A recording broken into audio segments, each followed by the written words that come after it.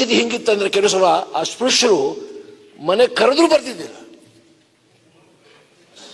ಅದು ಪರಿಸ್ಥಿತಿ ಇತ್ತು. ಹಾಗಾಗಿ ಜಾತಿಯಲ್ಲಿ ಯಾವ ಜಾತಿಯಲ್ಲಿ ಹುಟ್ಟಿದಾನೆ ಅದು ಮಹತ್ವದಲ್ಲ.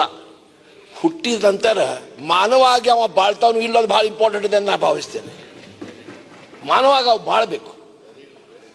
ಅವಾಗ ಅವ ಬ್ರಾಹ್ಮಣ ಇರ್ಬೋದು, ಅವ ಕುರುಬ ಇರ್ಬೋದು, ಅವ ಲಿಂಗಾಯತ ಇರ್ಬೋದು, ಹರಿಜನ ಇರ್ಬೋದು. ಈಗ ಹರಿಜನರಲ್ಲಿ ಹುಟ್ಟಿ ಅವನ ವರ್ತನೆ ಬಡವರ ಪರವಾಗಿ ನ್ಯಾಯದ ಪರವಾಗಿ ಇಲ್ಲಾದ್ರೆ ಅವ ಏನಾಗ್ತಾನೆ? ಅವ ಮಾನವ ಆಗುವುದಿಲ್ಲ. ಹಾಗಾಗಿ ಇವತ್ತಿನ